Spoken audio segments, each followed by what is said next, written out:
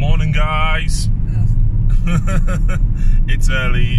Well, it's not that early. It's 8:15. But we are off to Durham Raiders Age of Sigmar narrative event, the Cataclysm of the Expivat Gates, which is going to be pretty cool. It's all narrative, using match play rules, of course, but you know, all the missions are slightly changed to accommodate Nagash, basically pouring out into all the realms.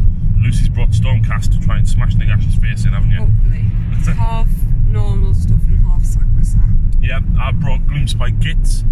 We are allowed to change our armies in between, but not factions and stuff, so we have to stay as we are. I'm supplying a couple of boards of terrain and stuff as well, and it is at Moor House Adventure Centre, which is where the Dark Artisan Open is going to be held. And of course, this is ran by Durham Raiders, who are assisting with running the Dark Artisan Open as well. So massive shout out to Durham Raiders, fantastic club as well. But yeah, let's go and have a look around the centre. There's a very rough David. So we're here at Moor House Adventure Centre, and you can see all of the tables are out. This is where the Dark Artisan Open is going to be held. There's some fantastic terrain here courtesy of Durham Raiders, so go and check them out if you live in the Durham area on Facebook. But it's very, very thematic. We are going to be playing a mission of kill points in the first game, and there's a couple of extra rules in it as well. Now, I'm actually playing against David, and he's very rough. And we're not allowed to change factions between missions, but we are allowed to change armies. So I said to David, do you want to play trolls, do you want to play grots, or do you want to play squigs? And he said, kill me the fastest. So I'm going squigs. So we're here in the first game. It's versus David's very nicely painted mixed order list from the realm of life, which looks very, very nice, David. However, Durthu charged in, absolutely slaughtered all of my Boingrot manglers, Boingrot bounders. And he was 2.5 inches away, so he piled in, fought, and dropped Durthu to 1 wound, and then used Fight Another Day to retreat, which means I can charge in again. I did lose a few squigs down this side. A little bit of a theme on kill points. Basically, there's an imaginary wave of energy moving across this side as a result of Nagash's Necroquake doing damage to each thing. So David actually lost 3 of your Dryads, and then I killed 2, and then he rolled a 6 for his Battle Shock. Yep. So it's now my turn 2, and my moon didn't move. Also, that didn't do as much damage as you hoped, I don't think. On everything in general. I killed a couple of grots. He ignored it for 2 turns. Yeah, well, I'm at -1 to cast now because that's there, but you know, it is what it is. But yeah, I'm gonna go like soon. Yeah! So at the end of game 1, it was a victory to the Gloomspike Gates, the Manglers, proving very, very brutal. And David was very surprised that the Manglers got better as they took more damage. Ironically, right, I fought with me Loon Boss on Mangler here, and I forgot about the wave moving forward, so I moved him to here. And then his Tree Lord Ancient killed my Colossal. I exploded and did 1 wound to myself, thankfully, but then the wave went over him and did a mortal wound and just killed him. So unfortunately it does get David an extra victory point, but it was a victory point for every unit killed and 3 victory points for every wizard. Man of the match is definitely the Fanatics. Yeah, despite only rolling, I think I only got, what, 12 attacks the first time? 12 attacks, and I did 10 wounds. And I did 10 wounds on Tauron and killed him outright. And then I've just rolled 36, no. I rolled 3 5s, a 4 and a 6. 10, 25 attacks with them against the Tree Lord. And you did stomp on him, which meant I was only hitting on 5s. So yeah, I just killed him again. But I had 2 full wound manglers ready to go. I did get a unit of 10 grots back, and they made a 9-inch charge into him as well, just you know, to climb over him and yeah. Let's see how Lucy's getting on. So here's Lucy's board. It's purple. It is. It's awesome. And you're playing against James from Durham Raiders. We've played against James a couple of times off camera and stuff before, but he's got his Beast Claw Raiders. I love the blue skin on them. They but are awesome. Where are the Beast Claws? He's got 2 more fangs left. Yeah. He had 3 stone horns. He had a unit. This was a unit of 4 more fangs, but he had, I think, 3 units of 2. Yeah. And he had 2 units of 3 cats, and he had a butcher.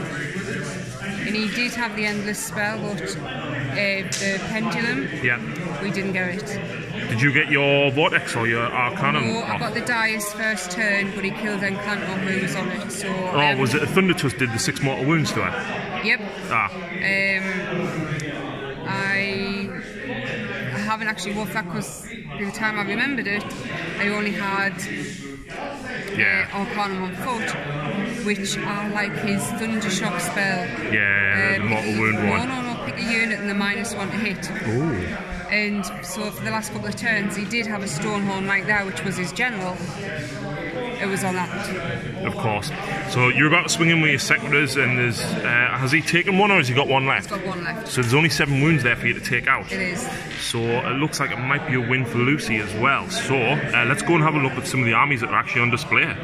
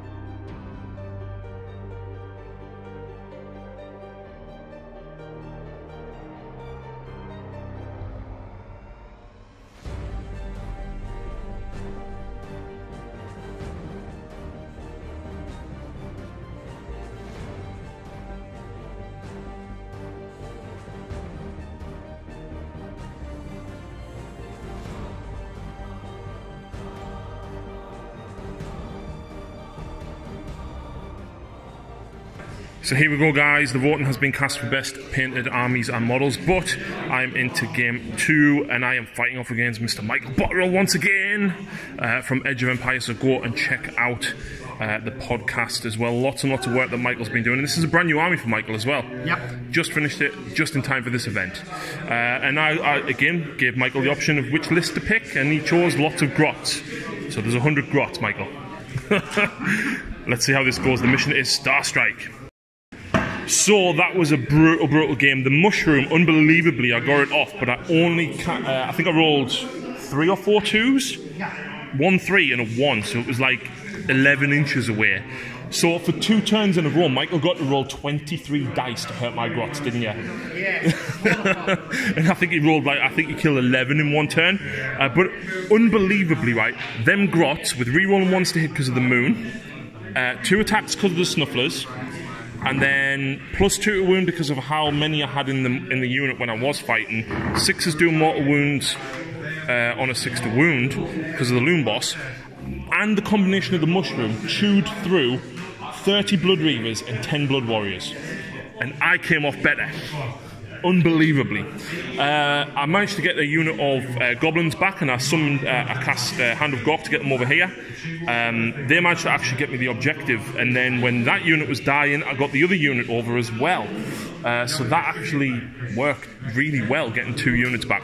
Command points, I think I ended up, because I was rolling 2 dice on a 4+ doing D3 command points. I think I probably got about 7 or 8 across the entire game, Michael. Maybe more than that. More than that, but like, given all of the squigs +1 to wound, using the Loon Boss's command ability, I used Skargrot's ability to move the moon to the middle of the table, because I rolled a 1, then I rolled a here, and then on the next turn I rolled a 6, so I got the moon once. But as per usual, the Mango Squig was a beast. He made it all the way over here. He killed 20 Bloodletters, he killed 2 Blood Slaughter Priest, and left this one on 1 wound, and the Blood Secretor as well. Michael summoned the Blood Master, and an extra 30 bloodletters, and we still managed to chew through them. The bounders are absolutely brilliant, and I definitely want a few more of them. But that was a really, really cool game. I enjoyed using so many grots, even if it was a little bit timely, because, you know, when Michael had 4 units piled in, it was like, right, so them 5 are going to attack them, roll them, the next 6 are going to attack them. But absolutely brilliant game. I really, really enjoyed that. The mushroom's fantastic. The Arachna Cauldron was really good as well, because I was using Itchy Nuisance on the bloodletters over here to keep my units alive longer. So yeah, I think I forgot to mention it was Starstrike. So yeah, it was a pretty cool game. I know Lucy's been playing against Andrew and his Nighthaunt, which is very thematic because she's got some Sacrosanct units. So let's go and see how she's been doing. So here we are at game 3, and I'm running the troll list. And I'm playing against Jez's awesome Lizardmen. I haven't played Lizardmen in absolutely ages. So the mission, this one, is a little bit different to the one in my line sorcery, but basically this is the objective. And you control it at the end of the battle round if you have more heroes than your opponent. Which is cool, because all my heroes are very, very, very resilient. Because they're healing a lot, which is cool. So yeah, I've only got the squigs at the back to basically stop it. I am running the Trogherd Battalion, and they're my 3rd battle line, so don't have the other 3 rockets painted yet. But this is going to be brutal. Very, very brutal. So after a victory for the Trolls last night in Game 3, I am back once again running the squig list, and I am very pleased to be playing against some Skaven Steve. This is going to be awesome. Very good, and you? Are you really excited for the new Battle Tome? Yeah. Yeah, it's awesome. I'm so glad that these took a slight little bit nerf though, but I'm really scared of them now. So it's basically Scorched Earth, but if you destroy the the markers, the units within range take damage, and that's to represent Nagash's soul shards exploding and doing tasty things. So let's see how we get on in game 4. So with that game 4, the Squigs emerge victorious again. Steve, the Manglers tore through your backlines and burned all 3 objectives. Yeah. But I have to say that the game was well played, but I've never played squigs like that before. Right? Yeah. Chew, you got great dice on running around. Yeah. As well as damaging. So. Yeah, because obviously getting the amount of command points and then giving the +1 to wound, especially with the bounders getting +1 when they charge anyway, and then doing the mortal wounds when they charge as well, was fantastic. What actually got me all 3 objectives was when I hand of Gok 20 goblins over here, and you only had 2 or 3 models within 6 on this side, and I had like 10 within 6 on that side. So that is essentially. And then you burned everything. Yes, I burnt it all. I rolled really well. I got 3, 2, and 3.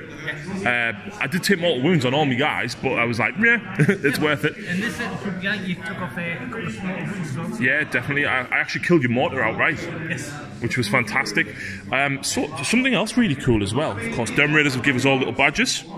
So Raider Retreat 2019, and because I'm taking part in the Wildlings faction, I even got a Wildlings badge. Lucy's got an order one as well, so let's go and see how Lucy's getting on actually. So this is Phil, the Durham Raiders president. You alright? And you picked the brightest room here. Yeah. So we're between game 4 and 5 at the moment. Phil, do you want to tell us a little bit about the event, how many events have been ran here?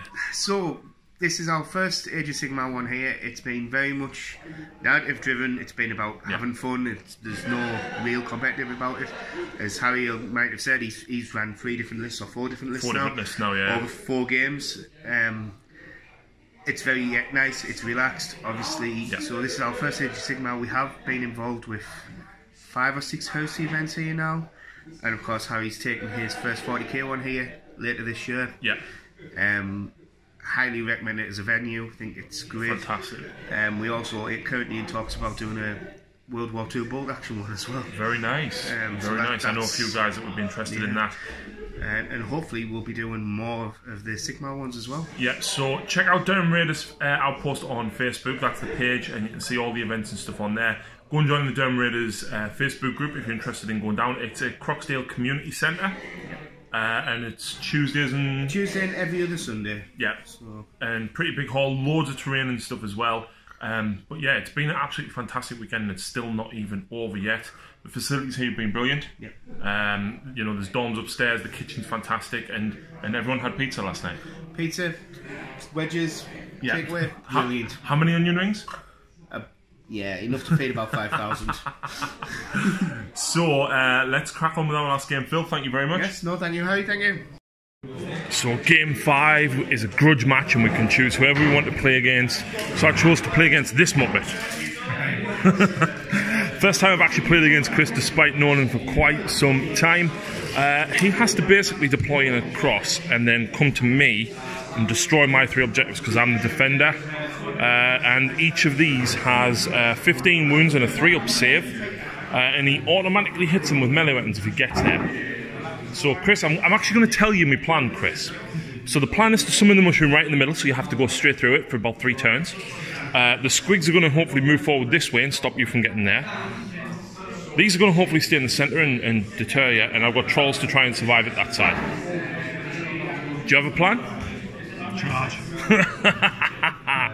So I think you finish deploying first, which means you can get first turn.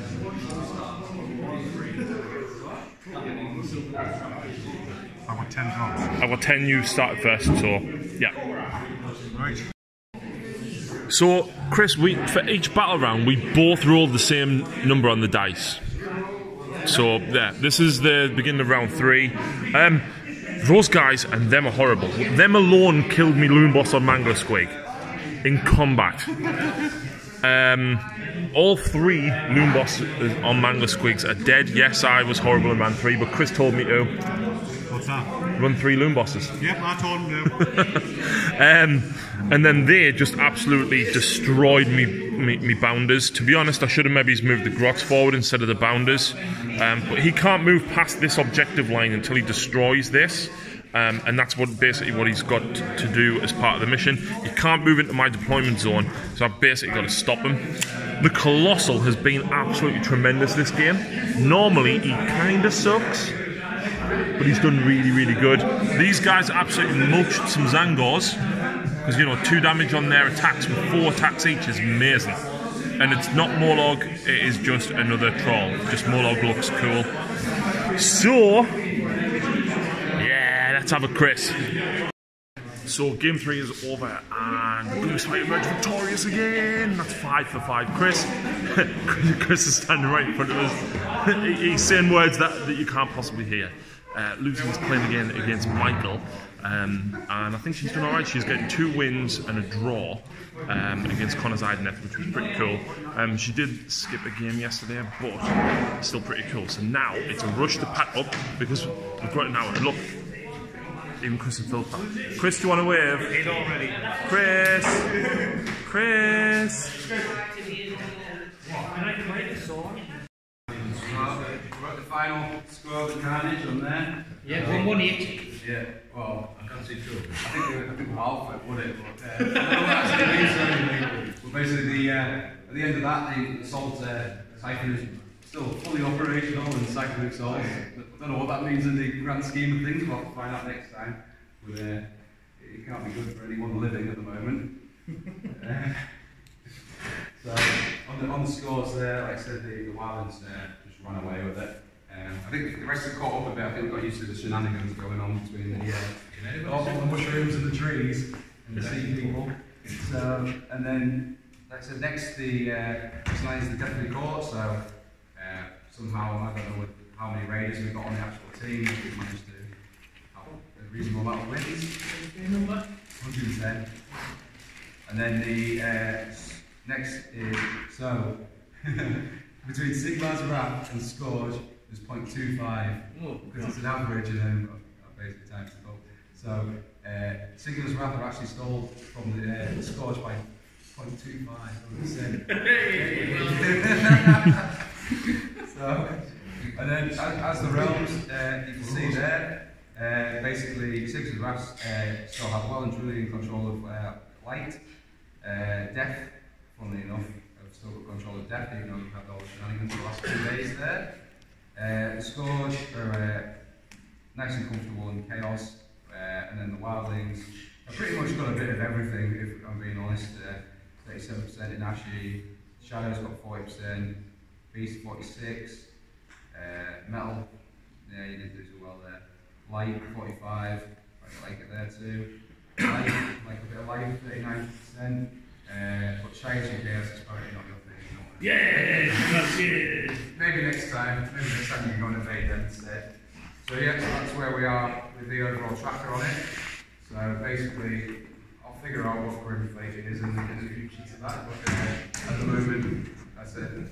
All the souls from the realms are not going where they should be, and empowering the ashes further. So next things we'll go on to. Right, your awards are goodbye. Ignore the times, I'm not changing that, I can't be asked anymore. What? Is that the logo or something like the old one? It didn't look that good. we didn't know it was a lighting, so it tells you how good it was. Right, so then we'll go through the awards. Where do you want to start, Phil? Stop wandering off. Wherever you want.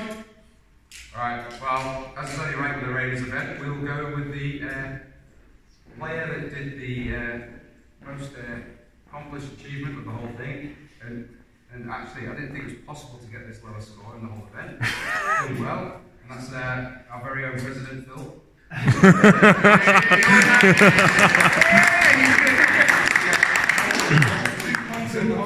Two points to glory. Yeah!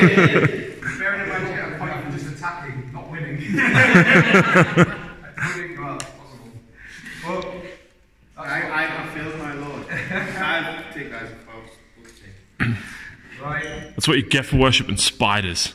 Nothing wrong with my Giant side. was letting them down. Just leave more about It got picked up. And then next thing, which one good for? the other painted.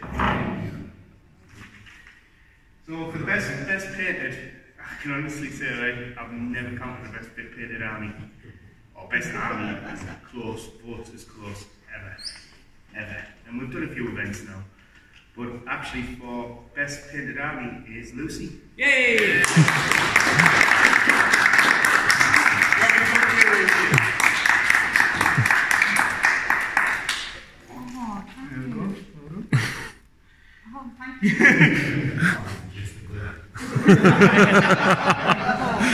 And then I'm sorry for whoever's going. I've noticed got like sparkles on your face and that. best model, again, really close on the last couple, but it was really nice to see how many people voted for other things. Like, so Adam's Purple Sun got several votes, and you would never think of it as an endless film because people comment. A really good model, but the actual winner at the end of this, and I voted for it, so I'm quite pleased with it, was actually Harry Shrine. Wow.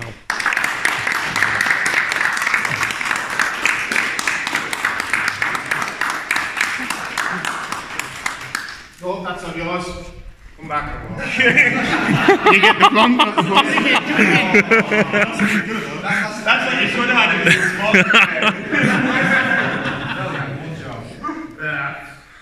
I proved by getting still right. failure. So we'll go through the last award. Let's say there's no award for vanilla, isn't there? I'll go through if you want after a player and one in the factions. I'll give you your top player on each one. But for now, we've got the best vote for the second most important one. It's the spoon, which is the most important of all. Yeah. Is the best player, so the one that we felt.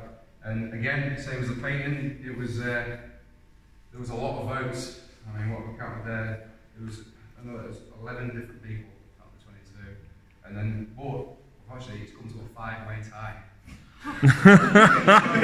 We'll have a blood bath in the middle. So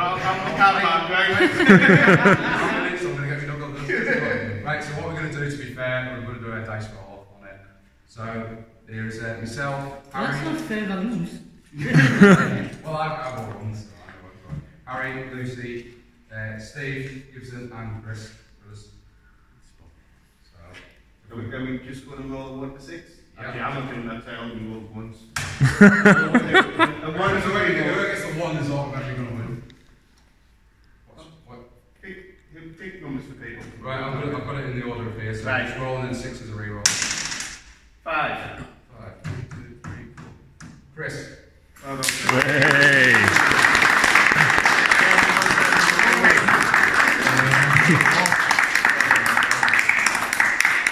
Right, so you want to know where you come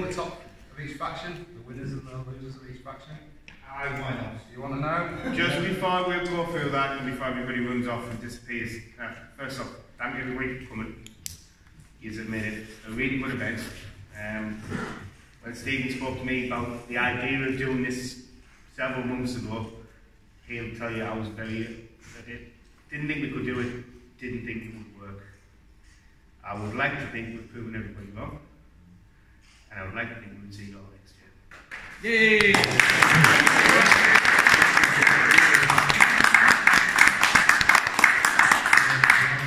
Right, so I'll quickly go through it then. So the Raptor Sigmar, basically your top player in there was actually Aaron.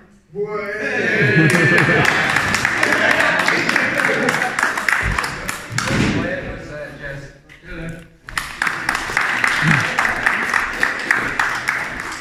That is only right true for the death. The worst player was yourself.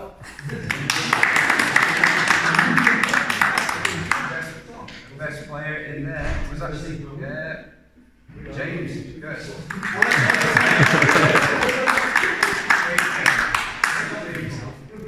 Right.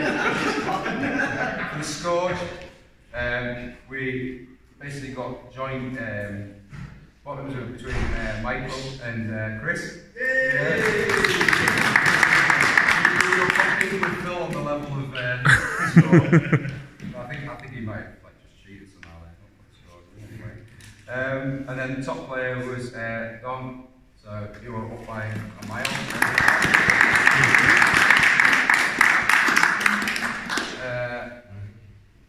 Then next, the Wildlings, the hotly contested one. People who actually know how to play this game, apparently. So everyone apart from our president Phil Sanderson, who's got a spoon, so he's bottom in everything. So, alright, between the two. So you've got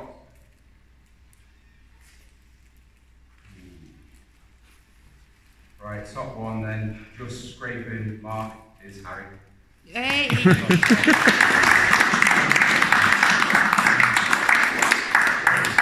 all your scores are in the 10s and everyone else is pretty shady. Pretty good. But yeah, thank you very much. Thanks for bearing with patience with the slight Cheers. Well worth coming, sir. Yeah. Yes. Thanks. Never do it again. Until next year. Right. Excellent. Well, thank you all. And for the tidying up now. Cheers.